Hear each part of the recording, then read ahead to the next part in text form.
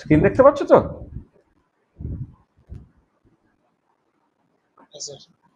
ঠিক আছে, চলো বলো। আগের দিনে পড়াশোনায় কারো কিছু অসুবিধা ছিল?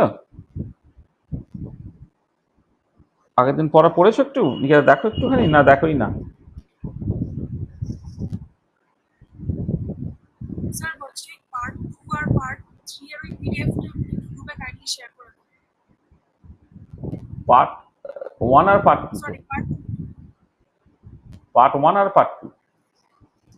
স্যার পার্ট 1টা হয়ে গেছে, হ্যাঁ পার্ট 2টা, হ্যাঁ পার্ট 2টা দেওয়া হয়নি। হ্যাঁ ওটা দেওয়া হয়নি না, দিয়ে দিতে বলছি। আজকে পার্ট 3। আচ্ছা দেখো, আমরা আগের দিনে মানে ক্যাটালিসিসের কনটেক্সটে homogeneous catalysis with special reference to acid base catalysis সেই পর্যন্ত জিনিসটাকে কভার করেছিলাম। আজকে আমাদের যে জিনিসটা কভার করতে হবে সেটা মূলত হচ্ছে আমরা মানে এই যে টোটাল সিলেবাস অনুযায়ী যেটা বাকি আছে আর কি, আমাদের ক্যাটালিসিসের পরের যে দুটো পার্ট, একটা হচ্ছে এনজাইম ক্যাটালিসিস এবং হেটেরোজিনিয়াস ক্যাটালিসিস। হ্যাঁ, সেই দুটোকে দেখতে হবে। এই যে পরের part, types of catalyst, specificity and selectivity, mechanism of catalyzed reactions at solid surface, এটা হেটেরোজিনিয়াস ক্যাটালিসিসের কনটেক্সটে। আর এনজাইম ক্যাটালিসিস যেখানে মাইকেলি মেন্টন ইকুয়েশন ডাবল রেসিপ্রোকাল প্লট, হ্যাঁ এই যে জায়গাটা, এই দুটো পার্ট হচ্ছে তোমার বাকি আছে। আর টেম্পারেচার ডিপেন্ডেন্ট রিয়াকশন রেট, সেখানে আর্নিয়াস ইকুয়েশনটাকে বলা হয়েছিল, অ্যাক্টিভেশন এনার্জি কি বলা হয়েছিল, collision theory of reaction rates এই পার্টটাকে বলা হয়নি, সেটাকে বলতে হবে। তাহলে তোমাদের জ্যামের যে সিলেবাস আছে তাতে আজকে এই collision theory of reaction rates, heterogeneous catalysis এবং এনজাইম ক্যাটালিসিস এই পার্টটাকে বললেই আমাদের জ্যামের যে সিলেবাসটা আছে সেই সিলেবাসটা শেষ হয়ে যাবে। আর একটা ক্লাস আমরা ব্যবহার করব, সেটা বেসিক্যালি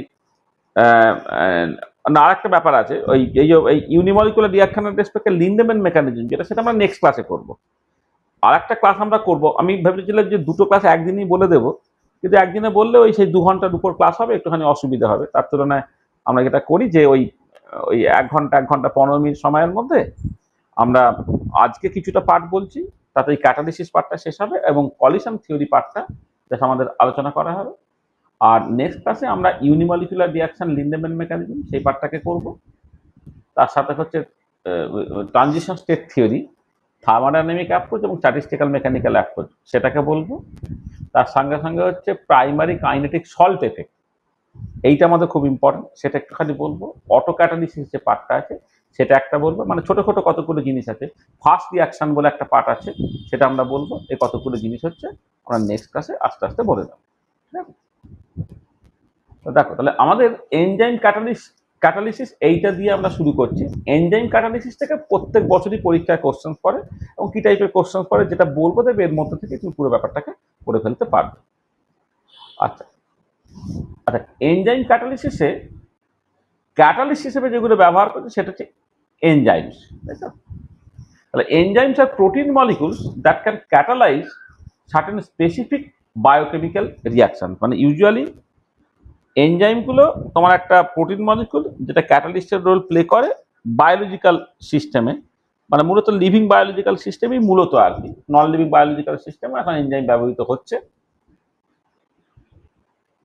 এবারে এই এনজাইম ক্যাটালিসিসের, এটা কিন্তু আপনার ক্যাটালিসিস, তাহলে ক্যাটালিসিসের যে নর্মাল প্রপার্টিগুলো সেই প্রপার্টিগুলো তো আছেই, কিন্তু এনজাইমের জন্য কতগুলো স্পেসিফিক প্রপার্টি আছে সেগুলো একটুখানি দেখে নেওয়া দরকার। সেটা হচ্ছে তারা হাই সিলেক্টিভিটি আছে। হাই সিলেক্টিভিটির মধ্যে কেমো সিলেক্টিভিটি থাকতে পারে, রিজিও সিলেক্টিভিটি হতে পারে, স্টিরিও সিলেক্টিভিটি হতে পারে। আর এই যে হাই সিলেক্টিভিটি মানে কিছু একটা স্পেসিফিক ক্যাটালিস্ট স্পেসিফিক সাবস্ট্রেটের সঙ্গেই রিয়াকশনটাকে করতে পারছে।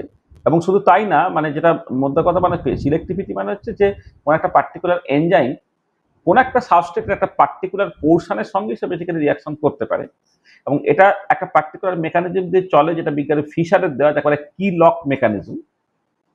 পরবর্তীকালে দেখা গেল যে কি লক মেকানিজমটা বড় টাইট আর কি, মানে বেসিক্যালি একটা পার্টিকুলার চাবি দিয়ে যেমন একটা পার্টিকুলার তালা খোলে, ঠিক একই রকম ভাবে একটা পার্টিকুলার এনজাইম তার যে স্ট্রাকচারটা, জিওমেট্রিটা, তার উপরে তার সঙ্গে কোন একটা সাবস্ট্রেটের একটা স্পেসিফিক পোর্শন, মানে অ্যাক্টিভ সাইট ফর এক্সাম্পল, সেটা দারুণভাবে হচ্ছে ম্যাচ করে, মানে তাদের স্ট্রাকচারাল দিক থেকে আর কি, তখনই হচ্ছে সেই এনজাইমটা ওই সাবস্ট্রেটের উপরে কাজ করতে পারে।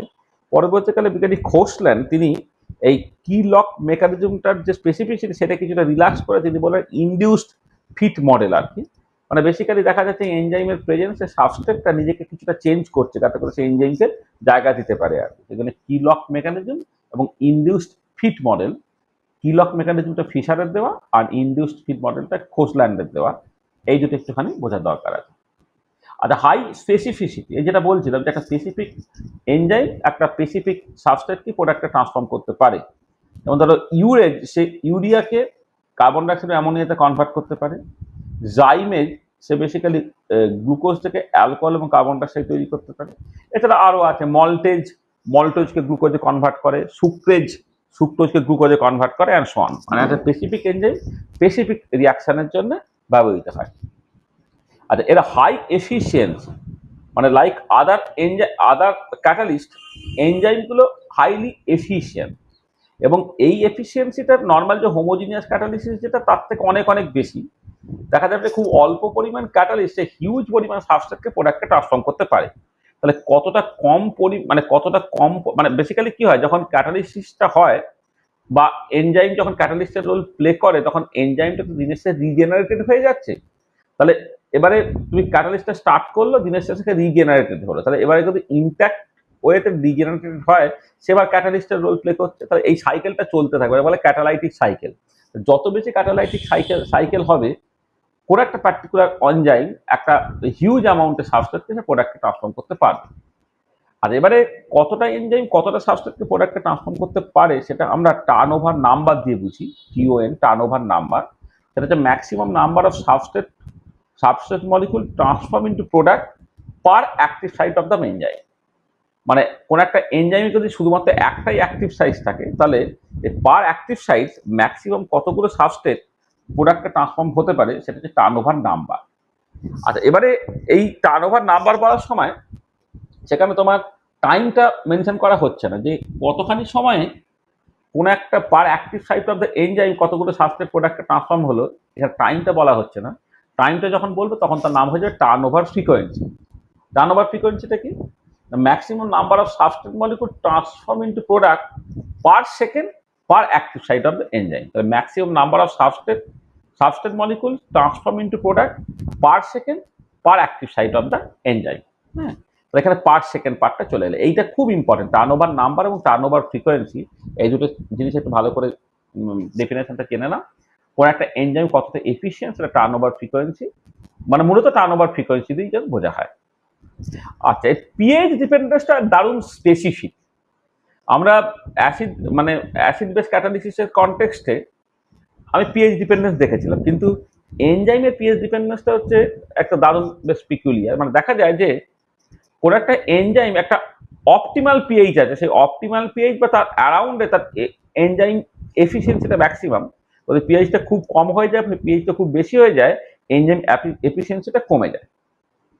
তাহলে একটা অপটিমাম পিএইচ আছে, এই অপটিমাম পিএইচে কোনো একটা পার্টিকুলার এনজাইম সে বেসিক্যালি অ্যাক্টিভ থাকছে। পিএইচটা যদি অপটিমাম পিএইচ থেকে অনেকটা কমে যায় বা অনেকটা বেড়ে যায় তখন তার এনজাইম অ্যাক্টিভিটিটা লস্ট হচ্ছে। আচ্ছা, এইটা মানে কেন, তার একটা এক্সপ্লেনেশন হচ্ছে এই যে এনজাইম যেহেতু প্রোটিন মলিকুলস, হ্যাঁ, প্রোটিন মলিকুল মানে এই টাইপের সিচুয়েশন। ধরো মানে একটা প্রোটিন মলিকুলস মানে হচ্ছে তোমার এই ধরো একটা কোথায় এই যে NH2 গ্রুপ এবং COOH গ্রুপ থাকে, আর NH2 গ্রুপ এবং COOH গ্রুপ থাকে এইটা। আর এবারে কথাটা হচ্ছে যে একই প্রোটিন মলিকুল বা অ্যামাইনো অ্যাসিড রেসিডিউ যাই বলো, সেখানে NH2 গ্রুপটা হচ্ছে বেসিক এবং COOH গ্রুপটা কিন্তু অ্যাসিডিক। বেস এবং অ্যাসিড যদি পাশাপাশি থাকে তাহলে COOH একটা H+টাকে ছেড়ে দিয়ে COO- হবে, আর NH2 এই প্রোটনটাকে নিয়ে NH3+ হবে। অর্থাৎ সে বেসিক্যালি থাকে NH3+ এবং COO- হিসেবে। এটা অ্যাজ এ হোল নিউট্রাল, একে বলা হয় জুইটার আয়ন, এটা বলে জুইটার আয়নিক ফর্মে থাকে। এবং বলা হচ্ছে যে এনজাইম সে যখন জুইটার আয়ন ফর্মে থাকে সে সেই অবস্থাতেই বেসিক্যালি রিয়াকশনটাকে করতে পারে। It is the zwitter ionic form যে basically responsible for the enzyme activity. আর এবারে জুইটার আয়নিক ফর্মটা এই দুটো ইকুইলিব্রিয়াম মেনটেন করছে কিরকম দেখো, যদি তোমার পিএইচটা বেশি হয়, মানে পিএইচটা বেশি, মানে পিএইচটা যদি কম হয়, ধরো পিএইচটা কম হচ্ছে মানে অ্যাকচুয়ালি H+ বেশি আছে। H+ বেশি হলে কি হবে, এই COO- H+টাকে নিয়ে COOH হলো আর NH3+ হলো, এটা ক্যাটায়নিক ফর্ম হয়ে গেল। আর যখন পিএইচটা বেশি হয়ে যাবে অর্থাৎ মিডিয়ামটা বেশি হবে, তখন সে কি করছে না, সে হচ্ছে বেস মানে সে NH3 প্লাসের একটা H প্লাসকে খেয়ে নিল, খেয়ে নিয়ে সে NH2 COO মাইনাস করলো, অ্যানায়নিক ফর্ম হলো।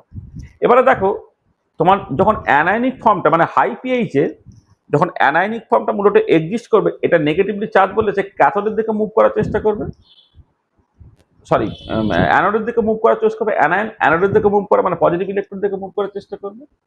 আবার এইখানে যখন পিএইচটা বেশ কম তখন ক্যাটায়নিক ফর্মিং এক্সিস্ট হতে, ক্যাটায়ন মানে সে ক্যাথোডের দিকে মুভ করার চেষ্টা করবে। তার মানে কোন একটা পার্টিকুলার ইলেকট্রোডের দিকে তার একটা প্রেফারেন্সিয়াল মোশন থাকবে।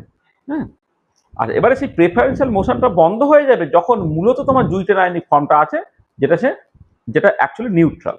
তাহলে একটা পার্টিকুলার পিএইচ থাকবে যেখানে জুইটার আয়নিক ফর্মটা মূলত এক্সিস্ট করছে বলে কোনো একটা পার্টিকুলার ইলেকট্রনের দিকে তার প্রেফারেন্সিয়াল মুভমেন্ট থাকবে না, সেই পার্টিকুলার পিএইচটাকে বলা হবে আইসো ইলেকট্রিক পয়েন্ট। এবং অ্যাজিউম করে নেওয়া হচ্ছে যে যেহেতু জুইটার আয়নিক ফর্মটাই মূলত রেসপন্সিবল হচ্ছে ফর দ্য ক্যাটালাইটিক এফিসিয়েন্সি বা catalytic activity of the enzyme, তার মানে ইট ইজ দ্য আইসো ইলেকট্রিক পয়েন্ট যে পিএইচ এর অ্যারাউন্ডে তুমি অপটিমাল পিএইচটা পাচ্ছ বা যে পিএইচ এর এনজাইম এফিসিয়েন্সিটা ম্যাক্সিমাম হবে।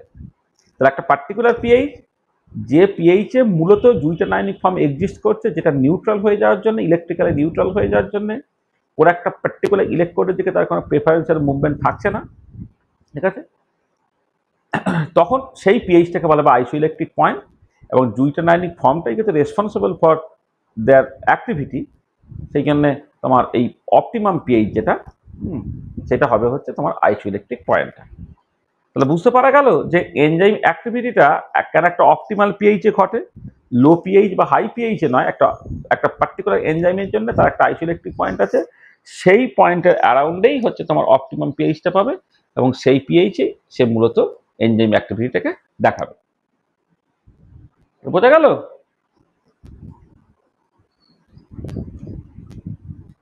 Yes. There is an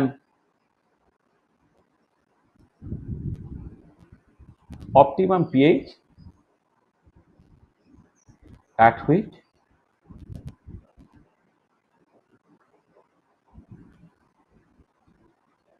enzyme efficiency is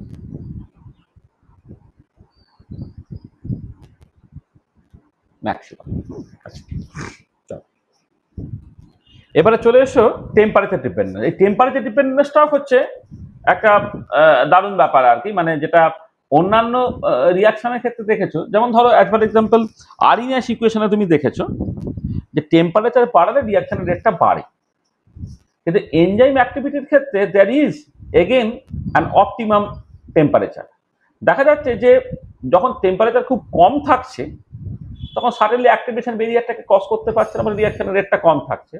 আবার টেম্পারেচার যদি যথেষ্ট বেশি করে দাও তখন কি হয়, যে প্রোটিনের একটা থ্রি ডাইমেনশনাল স্ট্রাকচার থাকে, মানে প্রোটিনের primary structure, secondary structure, tertiary structure, quaternary structure. এবার এই টারশিয়ারি এবং কোয়াটারনারি স্ট্রাকচারগুলো খুব ইম্পর্টেন্ট তার এনজাইম অ্যাক্টিভিটি দেখানোর জন্য। প্রচন্ড হাই টেম্পারেচারে কি হয়, এই থ্রি ডাইমেনশনাল স্ট্রাকচারটা নষ্ট হয়ে যায়, তাকে বলে ডিনেচারেশন অফ প্রোটিন। এবং যখন প্রোটিনটা ডিনেচার হয়ে যাচ্ছে তখন প্রোটিনের অ্যাক্টিভিটিটা নষ্ট হয়ে যাচ্ছে বা এনজাইম এফিসিয়েন্সিটা ডিক্রিজ করছে। সেখানে হাই টেম্পারেচার হলো এনজাইম অ্যাক্টিভিটি কম, লো টেম্পারেচার হলে এনজাইম অ্যাক্টিভিটি কম। There is again an optimum temperature at an around which enzyme efficiency maximum. তাহলে এখানেও একই কথা, there is an optimum temperature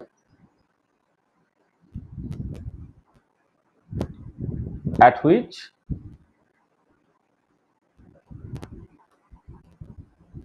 enzyme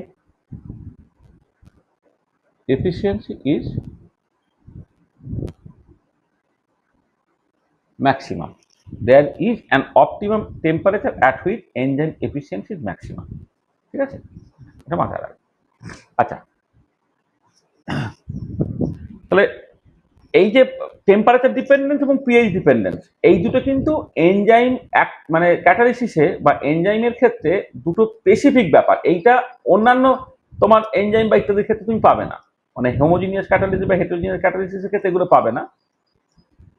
তোমার এনজাইম ক্যাটালিসিসের ক্ষেত্রে এই যে পিএইচটার ক্ষেত্রে একটা optimum pH at an around enzyme এফিসিয়েন্সিটা ম্যাক্সিমাম, টেম্পারেচার ডিপেন্ডেন্সের ক্ষেত্রেও তাই, there is an optimum temperature at an around enzyme efficiency is maximum।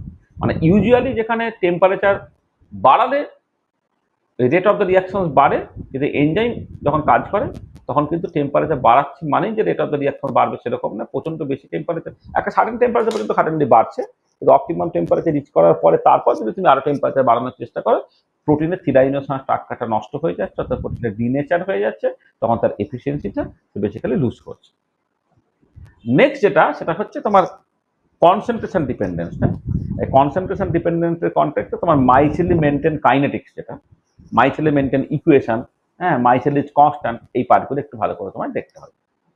আচ্ছা, মেকানিজমটা হচ্ছে এরকম যে সাবস্ট্রেট এবং এনজাইম তারা একটা রিভার্সিবল রিঅ্যাকশনের থ্রু দিয়ে সাবস্ট্রেট এনজাইম একটা কমপ্লেক্স তৈরি করছে, এবং এই সাবস্ট্রেট এবং এনজাইম তাদেরকে সাবস্ট্রেট এনজাইম কমপ্লেক্সটা তৈরি করলো, তারা কিন্তু একে অপরের সঙ্গে ইকুইলিব্রিয়ামে থাকছে, এবং সেই ইকুইলিব্রিয়ামটা স্লো ইকুইলিব্রিয়াম। আর তারপরে এই সাবস্ট্রেট এনজাইম কমপ্লেক্স যেটা তৈরি হয়েছে সে ফাইনালি তোমার প্রোডাক্টে যাচ্ছে, আর এনজাইম বিং এ ক্যাটালিস্ট, এনজাইমটা তোমার রিজেনারেটেড হচ্ছে। আর এক্ষেত্রে এই সাবস্ট্রেট এনজাইম এই যে মানে প্রথম স্টেপটা স্লো আর পরেরটা ফাস্ট বলেছি, মানে এই এসই যেটা সেটা বেসিক্যালি ভ্যান ডার কমপ্লেক্স, এবং এই পার্টিকুলার ক্ষেত্রে তোমাকে স্টেডি স্টেপ অ্যাপ্রক্সিমেশন ব্যবহার করতে হবে।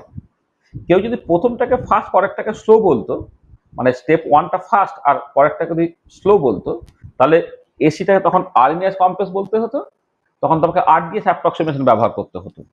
এখানে প্রথম স্টেপটা স্লো, পরের স্টেপটা ফাস্ট, সেই জন্য এখানে এসিটা হচ্ছে ভ্যান ডার কমপ্লেক্স, এবং আমাকে এক্ষেত্রে তোমার স্টেডি স্টেপ অ্যাপ্রক্সিমেশনটাকে ব্যবহার করতে হবে।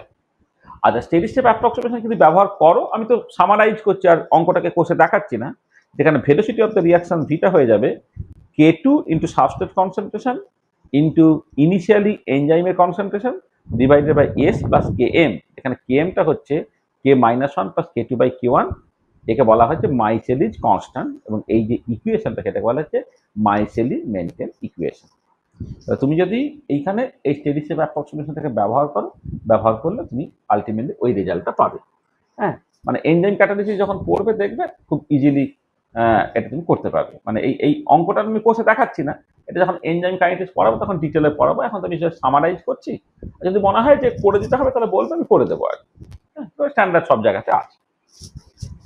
আচ্ছা, এই যে মাইসেলি মেনটেন ইকুয়েশনটা তুমি পেলে, এবারে এখানে দেখো তোমার দুটো কন্ডিশনের কথা বলছি। একটা হচ্ছে যখন সাবস্ট্রেট কনসেন্ট্রেশনটা বেশ কম, মানে লো সাবস্ট্রেট কনসেন্ট্রেশন, এমন করে যাতে করে সাবস্ট্রেট কনসেন্ট্রেশন মাছ লেস দ্যান Km যদি হয়, তাহলে এসটা যদি মাছ লেস দ্যান Km হয়, তাহলে এই এসটা এখান থেকে বাদ দাও। এসটাকে বাদ দিলে ভেলোসিটি অফ দ্য রিয়াকশন হয়ে যায় K2 E0 by Km into S হচ্ছে, তার মানে this is proportional to substrate concentration. তার মানে শুরুর দিকে যখন সাবস্ট্রেট কনসেন্ট্রেশন বেশ কম, তখন ভেলোসিটি অফ দ্য রিয়াকশন হচ্ছে সাবস্ট্রেট কনসেন্ট্রেশনের সঙ্গে ডিরেক্টলি প্রপোর্শনাল হচ্ছে। আর যখন তোমার সাবস্ট্রেট কনসেন্ট্রেশনটা প্রচন্ড বেশি হয়ে যাবে, এসটা মাঝ গ্রেটার দ্যান Km হয়ে যাবে, তাহলে এখানে এস প্লাস Km থেকে Kmটা তুমি বাদ দিলে, Kmটাকে বাদ দিলে এস কেটে চলে গেল, তখন সেটা K2 ইন্টু E0 হয়ে গেল। তো দেখো, এবারে একটা এনজাইমের একটা পার্টিকুলার এফিসিয়েন্সি আছে, অর্থাৎ এনজাইম অনেক সাবস্ট্রেটকে প্রোডাক্টে ট্রান্সফর্ম করতে চায়। এবার এনজাইম তার ফুল এফিসিয়েন্সিটা কখন দেখাবে বা ভেলোসিটি অফ দ্য রিঅ্যাকশন কখন ম্যাক্সিমাম হবে, যখন সাবস্ট্রেটের কোনো অভাব নেই, হিউজ সাবস্ট্রেট থাকছে, অর্থাৎ এই কন্ডিশনে velocity of the reaction maximum হয়ে গেল, ভিম্যাক্সটা হচ্ছে K2 ইন্টু E0 হয়ে যাচ্ছে। এবং পরিষ্কার দেখো, এখন ভেলোসিটি অফ দ্য রিঅ্যাকশন হচ্ছে ইন্ডিপেন্ডেন্ট অফ সাবস্ট্রেট কনসেন্ট্রেশন। তাহলে যখন সাবস্ট্রেট কনসেন্ট্রেশনটা কম, তখন সেটা velocity of the reaction substrate কনসেন্ট্রেশনের সঙ্গে প্রপোর্শনাল, আর যখন সাবস্ট্রেট কনসেন্ট্রেশনটা খুব বেশি তখন সেটা কনস্ট্যান্ট হয়ে গেছে। দেখো, মানে প্রথম দিকে লিনিয়ারলি বাড়ছে আর শেষের দিকে হচ্ছে ওটা তোমার কনস্ট্যান্ট হয়ে যাচ্ছে, এবং যে ভ্যালুতে কনস্ট্যান্ট হচ্ছে তার নাম দিচ্ছি ভিম্যাক্স। ভিম্যাক্সটা হচ্ছে K2 ইন্টু E0। তাহলে এবারে এই যে মাইসেলি মেনটেন ইকুয়েশন ছিল, সেখানে K2 E0 জায়গায় তুমি ভিম্যাক্স বসিয়ে দাও, তাহলে ভিটা হয়ে গেল V max S by S plus Km। এইটা তাহলে এবারে ভি ভার্সেস তুমি যদি এস প্লট করো, তুমি যে ছবিটা পাচ্ছ, এই ছবিটাকে বলা হচ্ছে মাইসেলি মেনটেন প্লট। এবং যেটা ইম্পর্টেন্ট পয়েন্ট দেখো, এইখানে যখন সাবস্ট্রেট কনসেন্ট্রেশনটা কেএম এর সঙ্গে সমান হচ্ছে, এস আর কেএম যখন সমান হলো তখন ভিটা হচ্ছে ভিম্যাক্স বাই 2 হলো। তার মানে ভেলোসিটি ভিম্যাক্স যদি এটা হয় যেখানে স্যাচুরেট করছে, তার অর্ধেক ভেলোসিটিতে যে সাবস্ট্রেট কনসেন্ট্রেশনটা সেটা হচ্ছে কেএম। তোমাকে এই ছবি থেকে যদি মাইকেলিস কনস্ট্যান্ট সেটাকে বের করতে হয়, তুমি কি করে বের করবে? এই ছবিটাকে আঁকলে একটা পার্টিকুলার সাবস্ট্রেট কনসেন্ট্রেশন যেখানে ভিম্যাক্সটা মানে ভিটা ভিম্যাক্সের অর্ধেক হয়েছে, তার সেই যে সাবস্ট্রেট কনসেন্ট্রেশন সেটা হচ্ছে কেএম, যেটা এই ইকুয়েশন থেকে তুমি পাচ্ছ। তাহলে মাইকেলিস মেন্টেন ইকুয়েশনটা তুমি পেলে। মাইকেলিস কনস্ট্যান্ট বলতে তুমি কি বুঝছো, ছবির নেচারটা কেন এরকম দেখতে তুমি পরিষ্কার বুঝতে পারছো। হ্যাঁ, এবারে তোমার এই ছবি থেকে যদি কেএম মাইকেলিস কনস্ট্যান্টের ভ্যালুটাকে বের করতে হয়, সেটা তুমি কি পাচ্ছ না, মাইকেলিস কনস্ট্যান্ট হচ্ছে সাবস্ট্রেট কনসেন্ট্রেশন যখন ভিটা ভিম্যাক্স বাই 2, এটা তুমি পেয়ে গেলে। আচ্ছা, এই যে ছবিটাকে আঁকা হলো, আচ্ছা আর একটা জিনিস একটু বলে নিই। এক্ষেত্রে দেখো K2 যেটা এখানে ভিম্যাক্স বাই E0 বলছে if active site per enzyme is 1, the rate of disappearance of reactant molecules per second per active site of the enzyme সেটাই হয়ে যাবে টার্নওভার ফ্রিকোয়েন্সি। মানে K2টা বেসিক্যালি টার্নওভার ফ্রিকোয়েন্সি হয়ে যাবে যখন পার অ্যাক্টিভ সাইট তোমার পার enzyme active site হচ্ছে একটা হবে। মানে এই যে ভিম্যাক্স মানে কি, মানে বেসিক্যালি হচ্ছে নিচে E0 আছে, তাহলে এক একটা এনজাইমে যদি একটাই অ্যাক্টিভ সাইট থাকে, তাহলে পার অ্যাক্টিভ সাইট পার সেকেন্ডে কতগুলো রিয়াক্ট্যান্ট বা সাবস্ট্রেট প্রোডাক্টটা ট্রান্সফর্ম হলো, এটাকে টার্নওভার ফ্রিকোয়েন্সি বলে। সেই K2টা হয়ে যাবে তোমার টার্নওভার ফ্রিকোয়েন্সি। আর একটা এনজাইম এফিসিয়েন্সি বলে একটা টার্ম আছে, এনজাইম এফিসিয়েন্সিটাকে K2 বাই KM দিয়ে এনজাইম এফিসিয়েন্সিটাকে বোঝানো হয়। ঠিক আছে, তাহলে এখান থেকে দেখো কতগুলো জিনিস খুব ইম্পর্টেন্ট। এক হচ্ছে মাইকেলিস মেন্টেন ইকুয়েশনটা, সেটা এইরকম ভাবে লিখতে পারো, এইরকম ভাবে লিখতে পারো। এখানে ভিম্যাক্সটা হচ্ছে K2 E0, সেটা তোমাকে বুঝতে হচ্ছে। KMটা হচ্ছে K-1 K2 বাই K1, এটাকে বুঝতে হচ্ছে। এবং ছবি থেকে তুমি কি করে KM পাবে সেটাকে তুমি বুঝলে। আর এখানে এনজাইম আচ্ছা এখানে টার্নওভার ফ্রিকোয়েন্সি বেসিক্যালি K2, যেটা ভিম্যাক্স বাই E0, আর enzyme efficiency K2 by KM। এটা আচ্ছা, এবারে কথা হচ্ছে কি, এটা তুমি এই যে ছবিটা এঁকেছো, এই ছবিটা দেখো স্ট্রেট লাইন নয়। আর আমাদের সবসময় ইন্টেনশন থাকে এমন একটা ছবি আঁকতে যে ছবিটা স্ট্রেট লাইনের হয়। তাহলে এই ইকুয়েশনটাকে আমাকে ঘুরিয়ে পিছিয়ে এমনভাবে করতে হবে যাতে করে আলটিমেটলি একটা আমি স্ট্রেট লাইন পাই। ঠিক আছে, তাহলে major difficulty of the Michaelis maintain plot সেটা হচ্ছে ইট ইজ নট লিনিয়ার বা it is not a straight line. সেখানে আমি ইকুয়েশনটাকে একটুখানি ঘোরাচ্ছি কিরকম ভাবে দেখো, এই ইকুয়েশন তুমি রেসিপ্রোকাল নাও। রেসিপ্রোকাল নিলে 1/v = s + km / vmax * s। এবারে এইটা বাই এটা করে এস এস কে থেকে 1/vmax হলো, আর এটা km / vmax * 1/s হলো। আর এবার আমি y অ্যাক্সিস বরাবর 1/v এবং x অ্যাক্সিস বরাবর 1/s প্লট করি। তার মানে আগে ছিল v ভার্সেস s প্লট, এখন 1/v ভার্সেস 1/s প্লট। একে বলে ডাবল রেসিপ্রোকাল প্লট। মানে x অ্যাক্সিস বরাবর যে ছিল তারও রেসিপ্রোকাল নিয়েছি, y অ্যাক্সিস বরাবর যাকে ছিল তাকেও তারও রেসিপ্রোকাল নিয়েছি। তাহলে একটা ডাবল রেসিপ্রোকাল প্লট নিচ্ছি, যেখানে 1/v ভার্সেস 1/s প্লট করলে ইন্টারসেপ্টটা হচ্ছে 1/vmax আর সোপটা হয়ে যাচ্ছে km / vmax। তাহলে এই যে ছবিটা একে বলা হয় লাইন ওয়েভার বার্ক প্লট, মানে ডাবল রেসিপ্রোকাল প্লটটাকে বলা হয় লাইন ওয়েভার বার্ক প্লট। তাহলে এখান থেকে দেখো তুমি ভিম্যাক্সটা 1/ইন্টারসেপ্ট থেকে পেয়ে যাচ্ছে, আর km যদি ক্যালকুলেট করতে হয় তাহলে তুমি স্লোপ বাই ইন্টারসেপ্ট থেকে kmটা পেয়ে যাচ্ছে। তার মানে ভিম্যাক্স এবং km এই দুটো অ্যাকচুয়ালি ইম্পর্টেন্ট ব্যাপার। সেটা দেখো এই যে ডাবল রেসিপ্রোকাল প্লট বা লাইন ওয়েভার বার্ক প্লট করো, তাহলে সেখান থেকে অনেক ইজিলি তুমি এটা করে ফেলতে পারছো। This is very very important plot. হ্যাঁ, এখান থেকে প্রচুর পরীক্ষার কোশ্চেন আছে। আর এবারে এই ইকুয়েশনটা আরো অনেক রকম ভাবে ঘোরানো যায়। ধরো তুমি এই যে ইকুয়েশনটা আছে, মানে মাইকেলিস মেন্টেন ইকুয়েশনটা বলো, এই ইকুয়েশনটাই বলো, অথবা ডাবল রেসিপ্রোকাল প্লটের যে ইকুয়েশন বলো, সেই ইকুয়েশনটাকে একটু এদিক ওদিক করে তুমি v/s = vmax / km - v/km এই ইকুয়েশনের ফর্মে তুমি এটাকে লিখতে পারবে। মানে ওই ইকুয়েশনটাকে আরেকটু ঘোরালে তুমি এই ইকুয়েশনের ফর্মে এটাকে লিখতে পারবে। আর এই ইকুয়েশনের ফর্মে লিখলে তুমি যদি y অ্যাক্সিস বরাবর v/x এবং x অ্যাক্সিস বরাবর v প্লট করো, তাহলে দেখো ইন্টারসেপ্ট একটা স্ট্রেট লাইন পাচ্ছ উইথ নেগেটিভ স্লোপ, আর ইন্টারসেপ্ট হচ্ছে vmax / km আর স্লোপটা হচ্ছে -1/km। তাহলে kmটা তুমি পেয়ে যাচ্ছে -1 স্লোপ করে, আর vmax যদি এখান থেকে ক্যালকুলেট করে ইন্টারসেপ্ট বাই স্লোপ, এটা করে করতে পারবে। এবারে v/s ভার্সেস v যে প্লটটা তাকে বলে এডিস প্লট। আর এডিস প্লটে তোমাকে দেখো এইখানে এই সাবস্ট্রেট কনসেন্ট্রেশনের বেসিক্যালি রেসিপ্রোকালটা নিতে হয়েছে, মানে y অ্যাক্সিস বরাবর রেসিপ্রোকাল নিতে হয়েছে, কিন্তু x অ্যাক্সিস বরাবর নিতে হয়নি। এখানে অনেক সময় সিঙ্গেল রেসিপ্রোকাল প্লটও বলে। সিঙ্গেল রেসিপ্রোকাল প্লটের নামটা মনে না রাখলেও তোমার চলবে, হ্যাঁ, তার মানে ডাবল রেসিপ্রোকালটা মনে রাখবে, আর এটাকে বলে এডিস প্লট। আচ্ছা, আবার এই ইকুয়েশনটাকে ঘুরিয়ে আরেক রকম ভাবে লেখা যায়, যেখানে হচ্ছে তোমার V equal to V max minus V by S into K M. এইটা এবারে তুমি যদি ওয়াই অ্যাক্সিস বরাবর ভি এবং এক্স অ্যাক্সিস বরাবর ভি বাই এস প্লট করো, it gives you again a straight line with intercept equal to V max আর slope equal to minus K M. তাহলে এখান থেকে কে এম সমান মাইনাস স্লোপ থেকে পেয়ে যাবেন, ভি ম্যাক্স হচ্ছে ইন্টারসেপ্ট থেকে পেয়ে যাবে। এই প্লটটাকে বলা হয় Eadie Hofstee plot. This is the Eadie Hofstee plot, মানে মাইকেল মেন্টন ইকুয়েশন থেকে তোমাকে জাস্ট একটুখানি এদিক ওদিক করে ইকুয়েশনগুলোকে অন্য ফর্মে নিয়ে চলে আসা।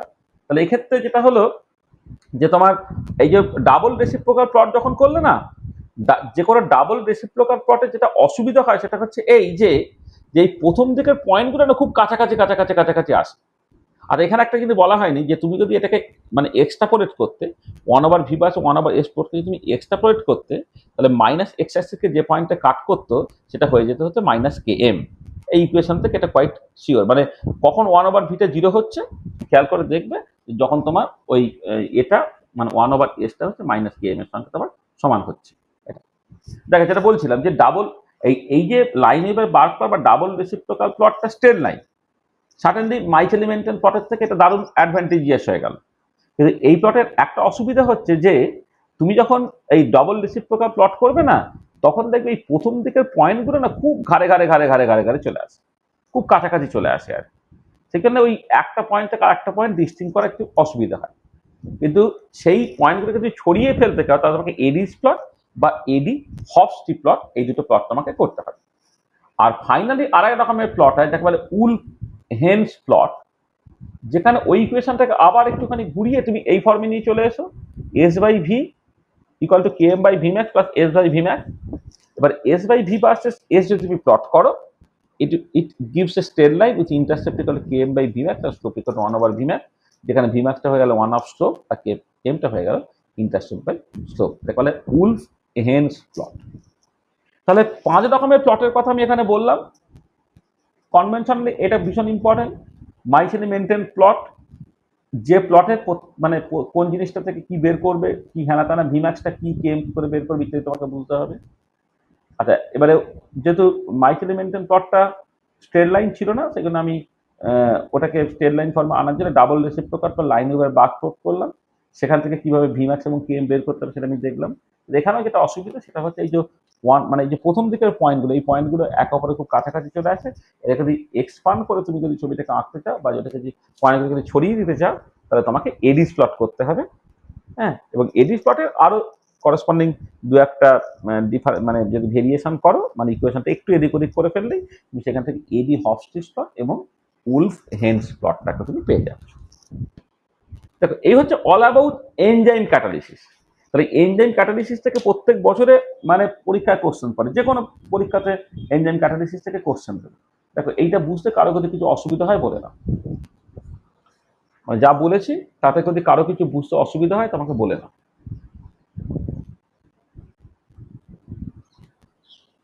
ঠিক আছে?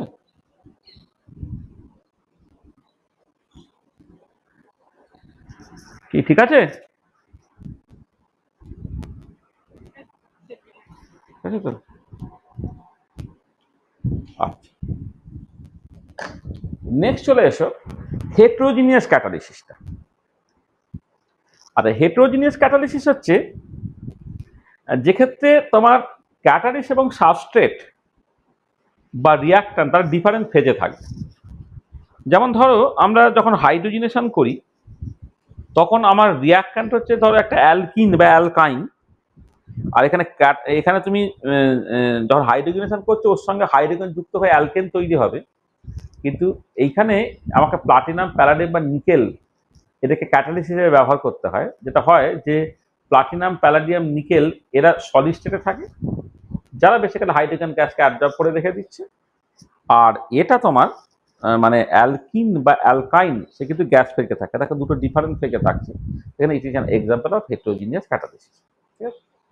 আচ্ছা, এবারে হেটেরোজিনিয়াস ক্যাটালিসিস, হ্যাঁ, সেইটা দিয়ে যখন তোমার কোনো একটা রিয়াকশন ঘটছে আর কি, হ্যাঁ, কোনো একটা সলিড সারফেসে, সে মূলত হচ্ছে 5টা স্টেপে ঘটে। প্রথমে হচ্ছে diffusion of the gaseous reactant molecules towards the solid surface, মানে এমনি বাল্কে গ্যাস মলিকুলগুলো ঘুরে বেড়াচ্ছিল, তা না করে সে বেসিক্যালি সলিড সারফেসের কাছাকাছি এলো। তারপরে সে ফিজিক্যাল বা কেমিক্যাল ফোর্স দিয়ে অ্যাডজর্ব হলো, adsorption of gases on the solid surface.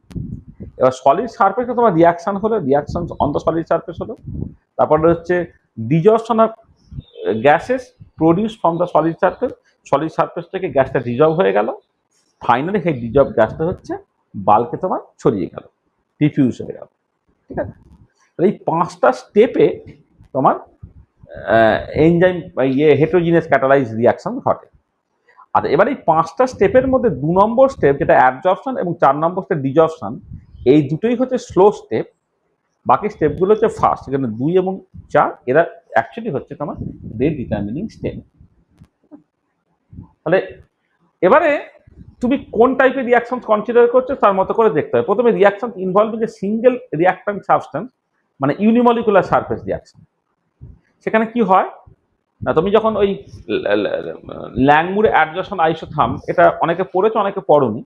হ্যাঁ, যারা পড়োনি তাদের একটু হয়তো অসুবিধা হবে, কিন্তু যাকে মানে আমি এখানে তো আর অতটা করাতে পারছি না, এখানে এই পার্টটা করে নিতে হবে। মানে অ্যাডজর্পশন প্রসেসটা ইউজুয়ালি একটু পরের দিকে থাকে, মানে সেকেন্ড ইয়ারে না থাকে থার্ড ইয়ারের দিকে থাকে। হয়তো অ্যাডজর্পশনটা অনেকেরই পড়া হয়নি।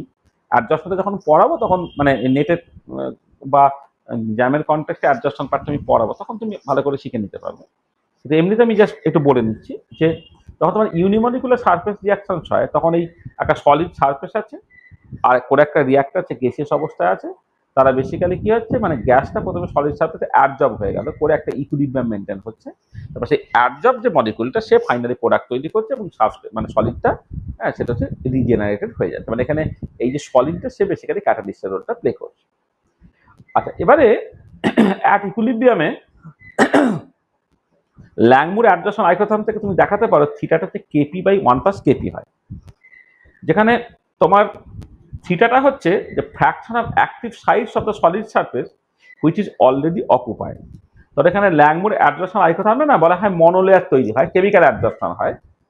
এবারে একটা সাবস্টেটের মানে সলিড সারফেসে ধরো 100টা অ্যাক্টিভ সাইজ আছে। এবারে যখন ইকুইলিব্রিয়াম মেনটেন হলো 100টা অ্যাক্টিভ সাইজের মধ্যে ধরে নাও 40টা অ্যাক্টিভ সাইজ বেসিক্যালি অকুপাইড আছে, তার থিটাটা হয়ে গেল 40/100 অর্থাৎ 0.4। ঠিক আছে, তাহলে সেই fraction of active size of the solid surface which is already occupied, সেটা হচ্ছে থিটা। এই থিটাটা হচ্ছে কেপি বাই 1+কেপি, যেখানে কেটা হচ্ছে একটা ইকুইলিব্রিয়াম কনস্ট্যান্ট, এই প্রথম স্টেপটার ইকুইলিব্রিয়াম কনস্ট্যান্ট। অ্যাবজর্পশন প্রসেসের জন্য রেট কনস্ট্যান্ট কে এ, আর ডিজর্পশন প্রসেসের জন্য রেট কনস্ট্যান্ট যদি কেডি হয়। কে এবং কেডি যে রেশিওটা, সেই রেশিওটাই হচ্ছে তোমার ক্যাপিটাল কে। আচ্ছা, রেট অফ দ্য রিয়াকশনস কি হবে? রেট অফ দ্য রিয়াকশনস হচ্ছে এই ভেলোসিটি অফ দ্য রিয়াকশন হচ্ছে একটা এই রেট কনস্ট্যান্ট K2, তার সঙ্গে হচ্ছে এই যতখানি অ্যাক্টিভ সাইজ যতটা ইনভলভ আছে সেটার গুণফল, তাহলে V = K2 × থিটা। কারণ আলটিমেটলি গ্যাসটা যখন অ্যাবজর্ব হয়ে গেছে তবেই সে রিয়াকশনে টেক পার্ট করছে, সেখানে ultimate rate of the reaction V তোমার K2 × থিটা। তার মানে এখানে থিটার জায়গায় তুমি এই ল্যাংমুর অ্যাডজর্পশন আইসোথাম থেকে থিটার এক্সপ্রেশন সেটা বসিয়ে দাও, V = K2Kp/1+Kp। এটা আর এবারে দেখো লো প্রেসার রিজিয়ন যখন হবে তখন কি হচ্ছে না, প্রেসারটা খুব কম বলে ডিনোমিনেটরে 1+Kp কেপি থেকে বাদ দিয়ে দাও, বাদ দিয়ে ভেলোসিটিটা কি হচ্ছে P এর সঙ্গে প্রপোর্শনাল হচ্ছে। এটা হয়ে গেল ভিটা প্রপোর্শনাল টু তোমার P হলো। আর হাই প্রেসার রিজিয়ন যখন করবে তখন কেপিটা 1-এর থেকে খুব খুব বেশি, তাহলে 1টাকে বাদ দিয়ে কেপি থেকে নাও, কেপি কেটে গিয়ে তার ভিটা জাস্ট K2 হয়ে গেল, অর্থাৎ প্রেসার ইন্ডিপেন্ডেন্ট হয়ে গেল। তার মানে প্রথম দিকে ওটা ফার্স্ট অর্ডার, শেষের দিকে ওটা কিন্তু 0 অর্ডার হয়ে গেছে। এবার তুমি যদি ভি ভার্সেস পি প্লট করো তাহলে এরকম একটা ছবি দেখতে পাচ্ছ। শুরুর দিকটা সেটা প্রেসারের সঙ্গে প্রপোর্শনাল, শেষের দিকে ওটা প্রেসার ইন্ডিপেন্ডেন্ট হয়ে গেছে এটা, এবং সেটা কোন ভ্যালুতে রিচ করছে না K2-তে গিয়ে সে বেসিক্যালি স্যাচুরেট করছে, এটা আমি এখান থেকে দেখতে পাচ্ছি। আর আবার এই প্লটের যেটা অসুবিধে সেটা হচ্ছে this plot is not linear. এই প্লট যদি লিনিয়ার না হয় তোমাকে কি করতে হবে, রেসিপ্রোকাল না, 1/V = 1+Kp/K2 K × P, মানে এই যে ইকুয়েশনটা ছিল এটা তুমি রেসিপ্রোকাল নিচ্ছ, নিলে হচ্ছে কত 1/V = 1/K2 + 1/K2 K × P। 1/V + 1/P যদি প্লট করো তাহলে ইন্টারসেপ্ট হচ্ছে 1/K2 আর স্লোপটা হচ্ছে 1/K2 × K। তাহলে তোমার স্ট্রেট লাইন হয়ে গেল। এটা ডাবল রেসিপ্রোকাল প্লট টাইপের আর কি, যেটা আগে প্লটটা ছিল এখন তুমি দুটোতেই রেসিপ্রোকাল নিয়েছো, মানে এটা এটা এটা দুদিকে রেসিপ্রোকাল নিয়েছো, মানে এই প্লট এই টাইপের প্লট হচ্ছে ডাবল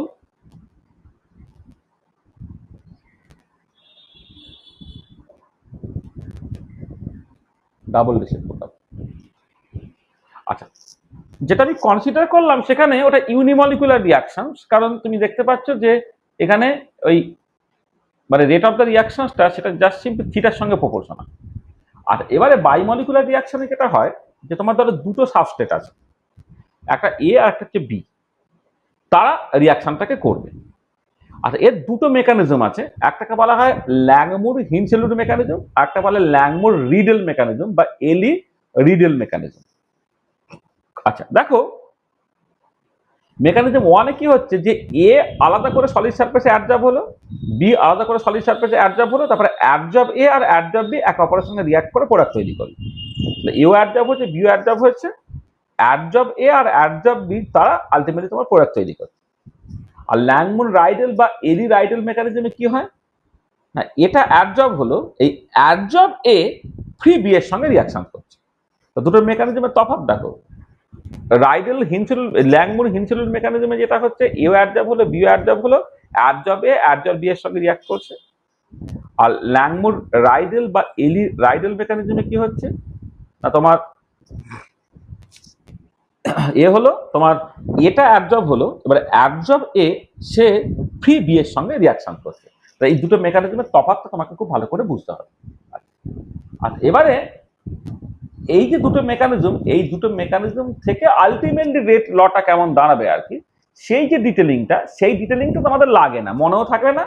দুটো মেকানিজমের তফাৎটাকে বুঝে নিলে এইটা আমরা যখন অ্যাডজর্পশনটাকে পড়বো, সেই অ্যাডজর্পশনের ক্ষেত্রে যখন কম্পিটিটিভ অ্যাডজর্পশনটা পড়া হবে তখন তুমি বুঝতে পারবে যে অ্যাকচুয়ালি কি হচ্ছে। মানে বেসিক্যালি এগুলো এই এটা যে সলিড সারফেসে অ্যাডজর্ব হলো তার জন্য তোমাকে কতখানি fraction of active side occupied by A calculate করতে হয়, যেটা থিটা 1, কতখানি বি অ্যাডজর্ব হচ্ছে সেখান থেকে তোমার থিটা 2 ক্যালকুলেট করতে হয়, রেট অফ দ্য রিয়াকশনস হয়ে যায় কে ইন্টু থিটা 1 ইন্টু থিটা 2। এইরকম করে তোমার আলটিমেটলি এগোতে হয়। হ্যাঁ, সেই যে ডিটেলিংটা সেগুলোর বেশ শক্ত শক্ত এক্সপ্রেশন আছে, সেগুলো থেকে পরীক্ষা কোশ্চেন টোশ্চেন ইউজুয়ালি থাকে না। হ্যাঁ, এই মেকানিজমটাকে বুঝে নিলে তারপর তুমি চাইলে ওগুলোকে বানিয়ে ফেলতে পারবে, অসুবিধা হবে। তাহলে চল, তাহলে দেখো এই হেটেরোজিনিয়াস ক্যাটালিসিসে মূলত ইউনিমলিকুলার রিয়াকশন যেটা, সেটাই মূলত আসে। আর যখন বাইমলিকুলার রিয়াকশন হবে, জ্যামে তো ইউনিমলিকুলারের বাইরে নেই, যখন বাইমলিকুলার রিয়াকশন হবে তখন তোমাকে ওই দুটো আলাদা মেকানিজম তুমি বুঝে ফেলতে পারলে। এবার দুটো মেকানিজম থেকে যখন আমরা দেখবে অ্যাডজর্পশন আইসোথাম গুলোকে পড়বো, কম্পিটিটিভ অ্যাডজর্পশন আইসোথাম, তখন যদি দুজন অ্যাডজর্ব হয় আর কি, কম্পিটিশন হয় আর কি, তখন তোমার থিটা 1 থিটা 2 এক্সপ্রেশনটাকে বের করে ultimately rate of the reaction K into theta 1 into theta 2 কিভাবে হচ্ছে সেটা তখন দেখানো যাবে। দেখো তাহলে হেটেরোজিনিয়াস ক্যাটালিসিসের যে মূল যে জায়গাটা, এইটা তোমার বুঝতে গেলে যে চারটে স্টেপের মধ্যে কোন দুটো স্টেপ হচ্ছে মোস্ট ইম্পর্টেন্ট। আর ইউনিমলিকুলার সারফেস রিয়াক্টর যেটা ল্যাংমুর অ্যাডজর্পশন আইসোথাম থেকে আসছে, সেখান থেকে তোমার এই ভি ভার্সেস পি প্লটটা কেমন দেখতে বা অন্য বাই ভি ভার্সেস অন্য বাই পি প্লটটা কেমন দেখতে, তুমি এই দুটো বুঝলেই চলবে। আর বাইমলিকুলার রিয়াকশন যদি হয় তাহলে যে দুটো পসিবল মেকানিজম আছে, দুটো মেকানিজমের মধ্যে তফাৎটা তুমি বুঝতে পারবে। আর আলটিমেটলি রেড লটায় যখন বের করবে সেটার জন্য তোমাকে থিটা 1 থিটা 2 ইত্যাদিগুলোকে বের করতে হবে। তো ওইগুলো সারফেস মানে তোমার অ্যাডজর্পশনের মূলত প্রবলেম আর কি। সেই অ্যাডজর্পশন যখন পড়বো তখন আমি এই মেকানিজম 1 এবং মেকানিজম 2 দুটো থ্রুতেই কেমন করে তুমি সকাল থিটা 1 থিটা 2 গুলোকে ক্যালকুলেট করতে, সেগুলো তখন দেখানো যাবে। ঠিক আছে, দেখো ঠিক আছে।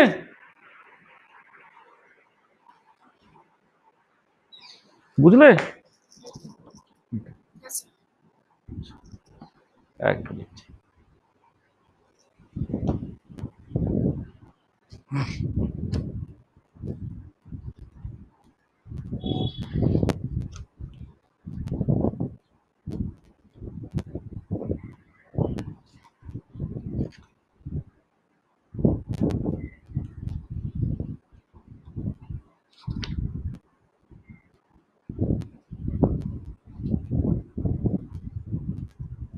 এক সেকেন্ড।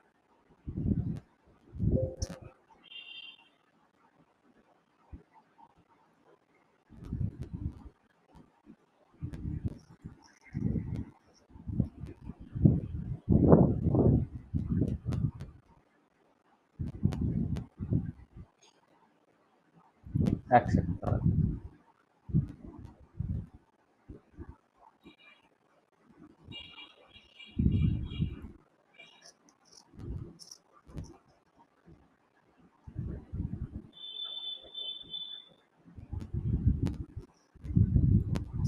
আর একটুখানি কমপ্লিটনেসের জন্য এটা আমি লিখে রাখছি, এটা বুঝতে অসুবিধা হবে। সেটা হচ্ছে যে এই যখন তুমি ল্যাংমুর হিরসেলুন মেকানিজমে গেলে তখন এই fraction of active side occupied by A theta এটা তোমার বেড়ে হচ্ছে যে প্রথমের জন্য ইকুইলিব্রিয়াম কনস্ট্যান্ট ইনটু এর partial pressure divided by 1 plus, মানে এই যে এটা অ্যাবজর্ব হয়েছে এর একটা ইকুইলিব্রিয়াম কনস্ট্যান্ট থাকবে, তো সেটা কে, আর বি যে অ্যাবজর্ব হচ্ছে তার একটা ইকুইলিব্রিয়াম কনস্ট্যান্ট থাকবে, সেটা হচ্ছে কে বি। তাহলে 1 plus K P A plus K B PB, এটা হচ্ছে থিটা এটা হয়। আর থিটা বিটা যখন তুমি ক্যালকুলেট করবে সেটা হচ্ছে তোমার K B P B by 1 plus K A P A plus K B P B, এইটা হবে। আর velocity of the reaction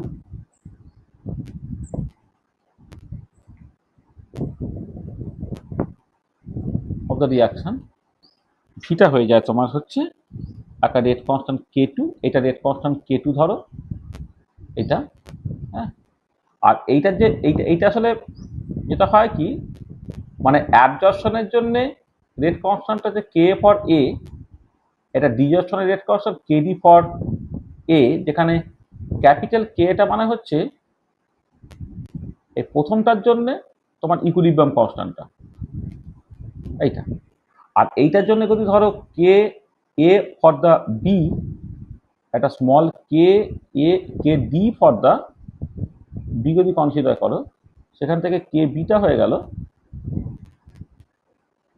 K A for B by K D for B. এটা মানে যেমন এই এই পার্টিকুলার কেসটা যখন তুমি কনসিডার করেছিলে, দেখো এই যে প্রথম স্টেপটার জন্য এটা ইকুইলিব্রিয়াম ছিল, তো ইকুইলিব্রিয়াম হলে ফরওয়ার্ড রিঅ্যাকশনটা অ্যাবজর্পশন প্রসেস, তার রেট কনস্ট্যান্ট কে, ব্যাকওয়ার্ড প্রসেসটা ডিজর্পশন প্রসেস, যার কেসটা কে ডি। তাহলে এই যে কেটা ছিল ইকুইলিব্রিয়াম করতে কে বাই কে ডি, এক্ষেত্রে এও অ্যাবজর্ব হচ্ছে বিও অ্যাবজর্ব হচ্ছে বলে তোমার দুটো এরকম ইকুইলিব্রিয়াম কনস্ট্যান্ট থাকবে, একটা ক্যাপিটাল কে একটা capital K B. Theta A theta বিটা পেয়ে গেলে তার ভেলোসিটি অফ দ্য রিঅ্যাকশন হয়ে যাবে K two into theta A into theta B. আচ্ছা থিটা এটা হচ্ছে তোমার ফ্র্যাকশন অফ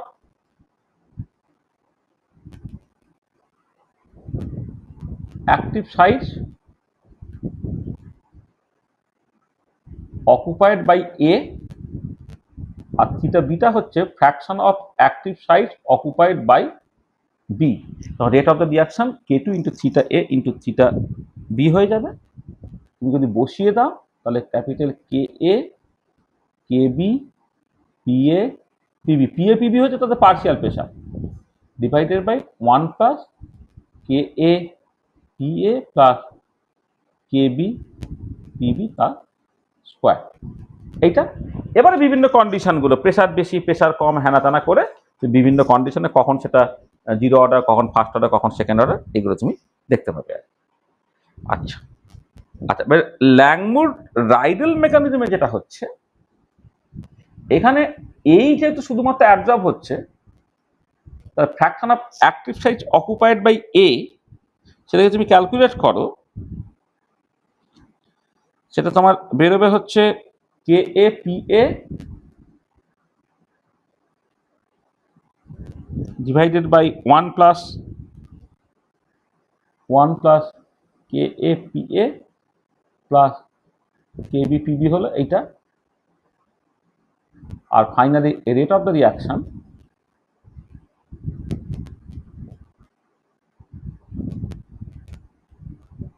থিটা হবে তোমার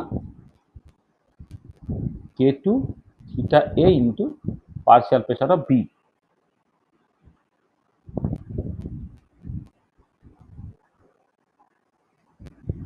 এটা তাহলে আগেরটা দেখো, আগেরটা হচ্ছে রেট অফ দ্য রিঅ্যাকশন হচ্ছে তোমার K two theta A theta B, কারণ এখানে বিও তোমার অ্যাবজর্ব হয়েছিল, আর এখানে বি যেহেতু অ্যাবজর্ব হয়নি, rate of the reaction K two সেটা ইন্টু পিবি এইটা, তো সেটা হয়ে যাচ্ছে কত, K2 KA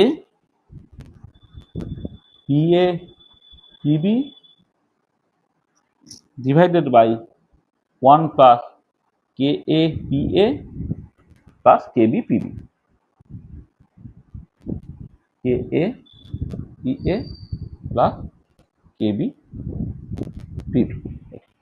এটা তো অবভিয়াসলি আবার ওই একই রকম ভাবে ফ্র্যাকশন অফ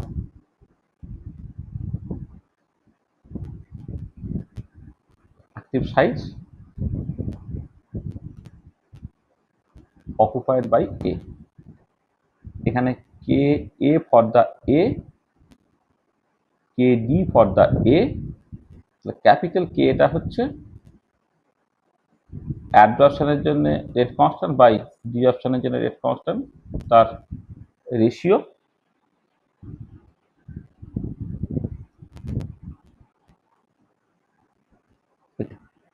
আর পিএপিবি তো তাদের পার্শিয়াল প্রেশার। আবার এখানে আবার ওই একই রকম করে বিভিন্ন কন্ডিশনে কখন প্রেশার কম, কখন প্রেশার কখন প্রেশার কম, কখন প্রেশার বেশি, তার মতো করে বিভিন্ন ক্ষেত্রে বিভিন্ন অর্ডার রিয়াকশন তোমার হবে। এটা তো এই অ্যাডিশনাল রেজাল্ট আমি এখানে বলে দিলাম আর, ঠিক আছে। এখান থেকে কেস 1 কেস 2 করে তোমাকে যা শেখাতে হবে। চলো আর এবারে চলে এসো নেক্সট। তাহলে নেক্সট আমরা যেটা আলোচনা করব সেটা হচ্ছে যে এই যে রিয়াকশন রেট থিওরিগুলো আছে, সেই রিয়াকশন রেট থিওরিগুলোর মধ্যে তোমার আমরা শুধুমাত্র আরিনিয়াস ইকুয়েশন যেটা, সেই আরিনিয়াস ইকুয়েশন গুলো তো রিয়াকশন রেট থিওরি ঠিক নয়। ওটার ক্ষেত্রে মূলত যেটা করা হয়েছিল যে তোমার এম্পিরিক্যাল বা temperature dependence of rate constant of a reaction, হ্যাঁ, তা সেটাকে এম্পিরিক্যালি তুমি কোনো একটা ইকুয়েশন দিয়ে লিখেছিলে আর কি, কে সমান A⁻⁻(e⁻RT। এবারে ওই যে রেট কনস্ট্যান্ট টেম্পারেচার ডিপেন্ডেন্স, এবারে থিওরিটিক্যাল পয়েন্ট অফ ভিউ থেকে বোঝা যাবে। দুটো থিওরি আন্ডার গ্র্যাজুয়েট লেভেলে খুব কমন, একটা হচ্ছে কলিশন থিওরি আর একটা হচ্ছে ট্রানজিশন স্টেট থিওরি। তাহলে আমরা আজকে কলিশন থিওরি পার্টটাকে বলছি। আচ্ছা, এই কলিশন থিওরি পার্টটাকে একটু ডিটেলে বলছি, তার কারণটা হচ্ছে যে ওই দেখবে আবার ওই কেমিক্যাল কাইনেটিক্সটা অনেকের ক্ষেত্রে যেটা হয় যে মানে পুরো ব্যাপারটা হচ্ছে একদম শুরুতে ফার্স্ট সেমিস্টার বা সেকেন্ড সেমিস্টারে থাকে না, কিছুটা পোর্শন ফার্স্ট বা সেকেন্ড সেমিস্টারে থেকে যায়। আর কেমিক্যাল কাইনেটিক্সের রেস্ট যে পার্টটা, এই collision theory, transition state theory ইত্যাদিগুলো, সেগুলো যে পরে কোনো একটা জায়গা ধরো ফিফথ সেমিস্টারে, সিক্স সেমিস্টারে হচ্ছে বাকি পার্টটা থাকে। তাহলে আমরা এখানে ওই তোমার করে দিচ্ছি তোমার মানে একটু ডিটেলে জাস্ট কলিশন থিওরিটা আপনি বলে নিচ্ছি আর কি। কলিশন থিওরি ধরো ওই biomolecular gas phase reaction consider করছে। কলিশন থিওরি যেটা মূল ব্যাপার সেটা হচ্ছে এই যে কোনো একটা রিয়াকশন ঘটতে গেলে রিয়াক্টার মলিকুলগুলোর মধ্যে ধাক্কাধাক্কি হতে হবে, যে reactor molecules have to collide to acquire sufficient energy to cross the activation barrier. এটা রিয়াক্টার মলিকুলগুলোকে সাফিসিয়েন্ট এনার্জি পেতে হবে যাতে করে সে অ্যাক্টিভেশন বেরিয়ারটাকে ক্রস করতে পারে। আচ্ছা, এবার এই কলিশন থিওরি থেকে দেখবে যে মানে রিয়াকশন মানে ফার্স্ট অর্ডার এবং সেকেন্ড অর্ডার এই দুটো রিয়াকশন খুব কমন, কিন্তু reaction of order greater than 2 সেগুলো খুব রেয়ার হয়ে যায়। তার কারণটা হচ্ছে কলিশন থিওরি থেকে যদি তুমি reaction of order greater than 2 তোমাকে ভাবতে হয়, অর্থাৎ third order fourth order reaction যদি তোমাকে ভাবতে হয়, তাহলে কি করতে হবে, থার্ড অর্ডার ফোর্থ অর্ডার ইত্যাদি রিয়াকশন করতে গেলে 3 বডি 4 বডি এই কলিশনগুলো হতে হবে, ঠিক আছে। আর এবার 3 বডি 4 বডি কলিশন এইগুলো দেখবে স্ট্যাটিস্টিক্যালি খুব রেয়ার হয়, মানে ধাক্কাধাক্কি দুজনের মধ্যেই মূলত হয়, তিনজন একসাথে ধাক্কাধাক্কি হচ্ছে বা চারজন একসাথে ধাক্কাধাক্কি হচ্ছে, এগুলো খুব রেয়ার হয় বলে কলিশন থিওরি থেকে তুমি এক্সপ্লেন করতে পারো যে কেন reaction of order greater than 2 সেটা হচ্ছে রেয়ার হয়ে যাচ্ছে। আর এবার কলিশন থিওরিতে তোমার ভেলোসিটি অফ দ্য রিয়াকশনকে এইরকম ভাবে লিখতে হয়, ভি সমান পি জেড ইন্টু e⁻⁻(e⁻RT। আচ্ছা, এখানে দেখো জেডটা হচ্ছে বাইনারি কলিশন ফ্রিকোয়েন্সি, জেডটা হচ্ছে বাইনারি কলিশন ফ্রিকোয়েন্সি, মানে পার সেকেন্ডে পার ইউনিট ভলিউমে কতগুলো ধাক্কা হলো, 2 বডি কলিশন হলো, সেটা হচ্ছে জেড। আচ্ছা, প্রথমে এরকম ভাবা হতো যে যতগুলো ধাক্কা হচ্ছে ততগুলো রিয়াক্ট্যান্ট মলিকুলই অ্যাকচুয়ালি তোমার প্রোডাক্টে চলে যাচ্ছে, কিন্তু দেখা গেল যে যতগুলো ধাক্কা হয় রেট অফ দ্য রিয়াকশন তার থেকে অনেক কম হয়, অর্থাৎ হয়তো যতগুলো ধাক্কা হচ্ছে তার থেকে খুব সামান্য একটা ফ্র্যাকশনেই কিন্তু আলটিমেটলি হচ্ছে প্রোডাক্টে ট্রান্সফর্ম হয়। তখন বলা হলো না ধাক্কা হওয়াটা যথেষ্ট নয়, সেই সমস্ত ধাক্কা মানে ধাক্কাগুলো এফেক্টিভ ধাক্কা হতে হবে। এফেক্টিভ ধাক্কা বলতে কি, বেশ জোরদার ধাক্কা যার জন্যে তোমার রিয়াক্ট্যান্ট মলিকুলগুলো সাফিসিয়েন্ট এনার্জি পাবে যাতে করে সে অ্যাক্টিভেশন ব্যারিয়ারটাকে ক্রস করতে পারে। একটা অ্যাক্টিভেশন ব্যারিয়ার আছে, হ্যাঁ, রিয়াক্টর মলিকুলগুলো ধাক্কাধাক্কির জন্য এনার্জি শেয়ারিং হবে, এবং সেই সমস্ত রিয়াক্টর মলিকুলগুলো যে সাফিসিয়েন্ট এনার্জি পেয়ে গেল to cross the activation barrier, তারাই কেবলমাত্র প্রোডাক্টের দিকে যেতে পারবে। সেই জন্য ওই কতখানি ফ্র্যাকশন বেসিক্যালি তোমার মানে যতগুলো ধাক্কা হলো তার মধ্যে কতখানি ফ্র্যাকশন অ্যাকচুয়ালি অ্যাক্টিভেশন ব্যারিয়ারটাকে ক্রস করতে পারে সেটাকে ইনকর্পোরেট করা যায় E to the power minus E dagger by R T এই ফ্যাক্টরটাকে ঢোকানো হলো। তাহলে Z into E to the power minus E dagger by R T this should be the rate of the reaction. এটা আচ্ছা, পরে আরো দেখা গেল যে যখন অ্যাটম অ্যাটম রিয়াকশনস হচ্ছে তার জন্য যদি বা ওই ভিটা হচ্ছে Z E to the power minus E dagger by R T তার সঙ্গে মিলে যাচ্ছে, কিন্তু যখনই কোনো একটা বেশ বড় মলিকুল তাদের মধ্যে রিয়াকশনস হচ্ছে, তখন দেখতে পাওয়া যাচ্ছে যে actually experimental rate of the reaction তার থিওরিটিক্যাল পরীক্ষা ভ্যালু থেকে কম হচ্ছে। তখন কি হলো, বাইরে থেকে অ্যাডহক ওয়েতে একটা পি ফ্যাক্টর দেখো স্টেরিক ফ্যাক্টর ঢুকিয়ে দেওয়া হলো। স্টেরিক ফ্যাক্টর ভ্যালুটা হচ্ছে 0 থেকে 1 এর মধ্যে, এবং এটা সাইজ অফ দ্য মলিকুলের উপর নির্ভর করে বলে বা size of the reactant molecule তার উপর নির্ভর করে বলে এটা স্টেরিক ফ্যাক্টর বলে। এবং এই যে স্টেরিক ফ্যাক্টরটা এইটা অ্যাটমের জন্য বেসিক্যালি 1 হয়, অ্যাটম অ্যাটম রিয়াকশনের জন্য। এবার মলিকুলার সাইজটা যত কত বাড়বে তত তোমার স্টেরিক ফ্যাক্টরটা কমবে। মানে বেসিক্যালি কি হয়, যখন বড় মলিকুল হয় সে মলিকুলের একটা ছোট্ট পোর্শন আছে, যেটা অ্যাক্টিভ সাইজ বলতে পারো বা ফাংশনাল গ্রুপ বলতে পারো, সেখানে ধাক্কা হলেই রিয়াকশনটা ঘটবে। যখন বড় মলিকুল হবে তখন তো জাস্ট যেখানে সেখানে ধাক্কা দিলে আর তো রিয়াকশন করবে না, কারণ সব জায়গায় তার অ্যাক্টিভ সাইজ নেই। তাহলে এবারে অ্যাক্টিভ সাইজটা খুঁজে পাওয়া কঠিন হবে। যখন তোমার বড় মলিকুল হবে তখন সাডেনলি যে প্রবাবিলিটি ফ্যাক্টর বা স্টেরিক ফ্যাক্টরটা হচ্ছে 1 থেকে কম হয়ে যাবে। তাহলে ultimately rate of the reaction তুমি যদি ব্যালেন্স করতে হয় সলিউশন থিওরি থেকে, তাহলে ভিটা হয়ে যাবে P Z into E to the power minus E dagger by R. এটা তাহলে জেড শুধু হবে না, কারণ সব ধাক্কাই রিয়াক্টরকে প্রোডাক্টে নিয়ে যেতে পারে না, সেই ধাক্কাগুলি রিয়াক্টরকে প্রোডাক্টে নিয়ে যাবে যে তারপরে যেটা অ্যাক্টিভেশন এনার্জিটা দিতে পারে। আর তার সঙ্গে যেটা ইম্পর্টেন্ট যে তোমার ওই একটা স্টেরিক ফ্যাক্টর থাকবে যার ভ্যালুটা হচ্ছে 0 থেকে 1 এর মধ্যে। যখনই তুমি দেখবে যে এক্সপেরিমেন্টাল রেজাল্টটা থিওরিটিক্যাল রেজাল্টের থেকে কম হয়ে যাচ্ছে, তখন তুমি সেই স্টেরিক ফ্যাক্টর ভ্যালুটা সেই মতো করে অ্যাডজাস্ট করবে যাতে করে তোমার রেজাল্টটা মানে থিওরিটিক্যাল রেজাল্টটা এক্সপেরিমেন্টাল রেজাল্টের সঙ্গে তোমার মিলে যায়।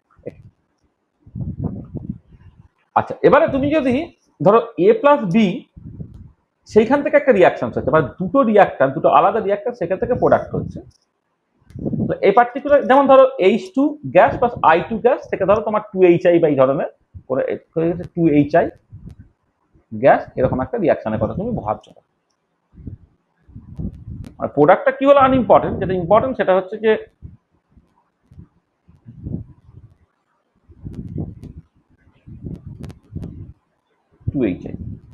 হ্যাঁ, প্রোডাক্ট কি তৈরি ইম্পর্টেন্ট যে দুটো ডিফারেন্ট মলিকুল এ আর বি, দুটো আলাদা রকমের মলিকুল, তারা যখন রিয়াকশন করছে তখন rate of disappearance of reactor minus D N A tilde by D T বা minus D N B tilde by D T.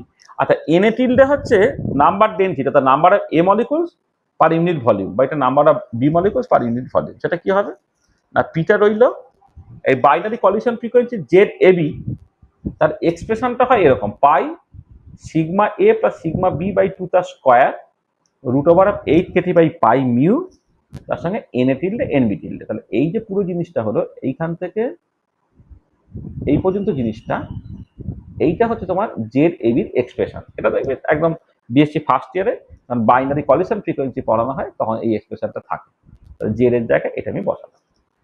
আচ্ছা, এবারে কথাটা হচ্ছে যে আমরা usually rate of the reaction কেমন করে লিখতে অভ্যস্ত না, নাম্বার ডেনসিটিতে লিখি না, বরং কনসেন্ট্রেশন দিয়ে লিখি। তাহলে কনসেন্ট্রেশন যদি মোল পার লিটারে হয়, আর নাম্বার ডেনসিটিতে কি হচ্ছে না number of molecules per centimetre cube হয়। তাহলে 1 সেন্টিমিটার কিউবে এন লিটার মলিকুল যদি থাকে, তাকে তুমি 10 টু দি পাওয়ার 3 দিয়ে গুণ করলে 1 লিটারে কতগুলো মলিকুলস আছে তাকে অ্যাভোগাড্রো নাম্বার দিয়ে ভাগ করে দিলে তোমার কনসেন্ট্রেশনটা পেরিয়ে যাবে মোল পার লিটার। তাহলে সিএ তারা হচ্ছে এন এ টিল্ডের সঙ্গে এইরকম ভাবে রিলেটেড, সেখান থেকে তুমি এন এ টিল্ডে লিখতে পারো N Avogadro C A by 10 to the power 3। Similarly N B tilde থেকে লিখতে পারো N Avogadro 10 to the power 3 C by B. তাহলে এবারে এইখানে minus D N A tilde by D T বা minus D N B tilde by D T যেহেতু আছে, সেখান থেকে তুমি কি পাচ্ছ N Avogadro by 10 to the power 3 minus DC by D T বা N Avogadro by 10 to the power 3 minus DC by DT এইটা। আর ডান দিকে এন এ টিল্ডে এবং এন বি টিল্ডের জায়গায় তুমি ওইগুলোকে বসিয়ে দিচ্ছ N Avogadro by 10 to the power 3 into CA N Avogadro by 10 to the power 3 into C, এটা বসালে। তাহলে দেখো যে সিএ সিবি আলাদা হয়ে গেল, এই বাকি পুরো জিনিসটাকে তুমি একটা কনস্ট্যান্ট বলে দাও, তাহলে একটা পুরোটা constant into CA into CB হলো। তাহলে রেট কনস্ট্যান্টটা যেখানে এই যে সিএসিবি বাদ দিয়ে যে বাকিটা ক্ষেত্রে আমার রেট কনস্ট্যান্ট হয়ে গেছে, এবং পরিষ্কার দেখো এইটাকে তুমি লিখতে পারছো একটা A into E to the power minus E dagger by R T, মানে আরএনএস টাইপের ইকুয়েশন পেয়ে গেলে। কিন্তু একটু খেয়াল রাখো এখানে যেটা পি এক্সপোনেনশিয়াল ফ্যাক্টর অর্থাৎ এক্সপোনেনশিয়াল পার্টটা বাদ দিয়ে যে পি এক্সপোনেনশিয়াল ফ্যাক্টরটা হলো সেটা কিন্তু রুটটির সঙ্গে প্রপোর্শনাল হচ্ছে। তাহলে যখন তুমি এই দুটো ডিফারেন্ট কাইন্ড অফ মলিকুল তাদের মধ্যে তুমি রিয়াকশন যখন দেখছো তখন রেট অফ দ্য রিয়াকশন তুমি জাস্ট আরএনএস ইকুয়েশনের মতো করে লিখতে পারছো, বাট দিস টাইম তোমার অ্যাক্টিভেশন পি এক্সপোনেনশিয়াল ফ্যাক্টরটা টেম্পারেচারের উপর ডিপেন্ড করছে, এবং টেম্পারেচার ডিপেন্ডেন্স কিরকম না রুটটির সঙ্গে প্রপোর্শনাল, অর্থাৎ এটা হচ্ছে A0 টি। আচ্ছা, এটাই যদি তুমি সেম কাইন্ড অফ মলিকুলস হতো, এ প্লাস এ থেকে ধরো প্রোডাক্ট করছে, যেমন ধরো HI gas plus HI gas থেকে তোমার H2 গ্যাস তৈরি হচ্ছে ধরো প্লাস I2 গ্যাস তৈরি হচ্ছে, তাহলে সেম কাইন্ড অফ মলিকুলসের মধ্যে ধাক্কাধাক্কি হচ্ছে। তখন এই যে binary collision frequency Z A লিখতে হবে, জেড এর এক্সপ্রেশনটা হচ্ছে 1/√2 pi sigma square root over 8 কেটে pi M N A tilde তার স্কয়ার, এটা ঠিক আছে। আচ্ছা, ওই একই লজিকে আমি ব্যাপারটাকে করলাম। হ্যাঁ, একই লজিকে তুমি যখন আচ্ছা এখানে রেট অফ দ্য রিয়াকশন দেখো, যেহেতু তোমার এই অ্যাকচুয়াল রিয়াকশন 2 থেকে প্রোডাক্ট হচ্ছে, তার স্টোইচিওমেট্রিক কোএফিসিয়েন্ট 2টা কিন্তু এখানে থাকবে, তোমাকে মাথায় রাখতে হবে। তাহলে একই রকম করে তুমি জাস্ট ওই এন এ টিল্ডে গুলোকে তোমার N Avogadro by 10⁻³ into C A, যেটা আমি অলরেডি ক্যালকুলেট করে দেখেছিলাম আর কি, এন এ টিল্ডেটা N Avogadro by 10⁻³ into C A, এটা সেই মতো করে যদি ট্রান্সফর্ম করো তাহলে ওটা দেখো একটা কে সি এর তার স্কোয়ার এইরকম ভাবে দাঁড়াচ্ছে, উইথ কে ইকুয়াল টু এরকম একটা এক্সপ্রেশন আছে। তাহলে এই যে E to the power minus E dagger by R T বাদ দিয়ে বাকি যে পার্টটা সেটা পি এক্সপোনেনশিয়াল ফ্যাক্টর, এখানে আমি এটাকে লিখতে পাচ্ছি A E to the power minus E dagger by R T. এখানেও দেখো এটা হচ্ছে রুটটির সঙ্গে প্রপোর্শনাল। তার মানে কলিশন থিওরিতে তুমি যেটা দেখতে পাচ্ছ রেট অফ দ্য রিয়াকশনস হচ্ছে তোমার রুটটির সঙ্গে প্রপোর্শনাল, মানে যেটা আরএনএস ইকুয়েশনে রেট অফ দ্য রিয়াকশনস তোমার এ ছিল টেম্পারেচার ইন্ডিপেন্ডেন্ট, আরএনএস ইকুয়েশনে পি এক্সপোনেনশিয়াল ফ্যাক্টরটা টেম্পারেচার ইন্ডিপেন্ডেন্ট ছিল, কিন্তু কলিশন থিওরিতে পি এক্সপোনেনশিয়াল ফ্যাক্টরটা তোমার টেম্পারেচারের উপর ডিপেন্ড করছে। এবং আরএনএস ইকুয়েশন পড়ানোর সময় আমি বলেছিলাম যে যদি পি এক্সপোনেনশিয়াল ফ্যাক্টরটা টেম্পারেচার ডিপেন্ডেন্ট কোনোভাবে হয়ে যায় তাহলে এফেক্টিভ অ্যাক্টিভেশন এনার্জিটাও কিন্তু তোমার টেম্পারেচার ডিপেন্ডেন্ট হয়ে যাবে। তাহলে এই হচ্ছে আজকে যে জিনিসটা আমাদের অ্যাকচুয়ালি কভার করার কথা ছিল। তো দেখো তাহলে যে জিনিসটা আমাদের বাকি আছে সেটা একটুখানি নেক্সট ক্লাস আমরা করে দেবো। আমি মানে এই যতক্ষণ সময় লেগেছে আর অতক্ষণ সময় লাগতো, আমি প্রথমে ভাবলাম যে একদিনই করে নেব, একদিনে করে নেবার জন্য আমি ব্যাপারটাকে রেডি করে রেখেছিলাম।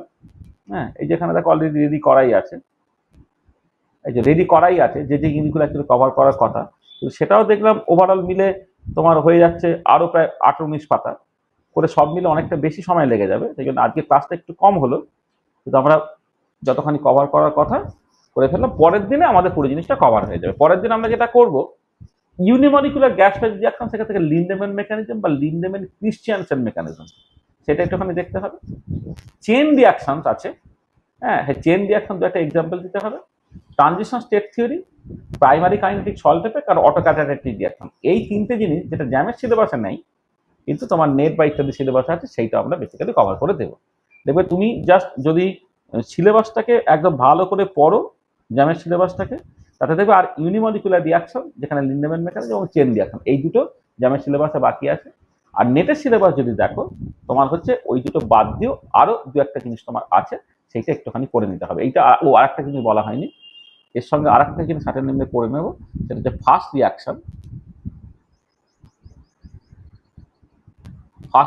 সেখান থেকে মূলত হচ্ছে এটা এখন কোশ্চেন খুব কম পড়ছে। আমরা যখন স্টুডেন্ট ছিলাম তখন প্রত্যেক বছর একটা করে বড় কোশ্চেন দিত, যে একটা মেথড মানে আছে রিল্যাক্সেশন মেথড বলে একটা মেথড আছে আর কি, রিল্যাক্সেশন মেথডটাকে আমাদের একটুখানি দেখে নিতে হবে নেক্সট ক্লাসে। ঠিক আছে, তাহলে এই হচ্ছে আমাদের আজকে যতখানি বলার ছিল। আর একটা ক্লাস হলে আমাদের কেমিক্যাল কাইনেটিক্সের যে লেকচারগুলো দেওয়া, সেই লেকচারগুলো দেওয়াটা আমাদের হয়ে যাবে। মানে এটা আবার বলছি একটু ছোট ক্লাস হলো, কিন্তু টোটালটাকে একদিনে বলতে গেলে আবার যেটা হবে যে অনেকটা বড় হয়ে যাবে আর কি। হ্যাঁ, এই জন্য অর্ধেকটা আজকে বললাম, অর্ধেকটা হচ্ছে আমরা নেক্সট ক্লাসে বলে নেব।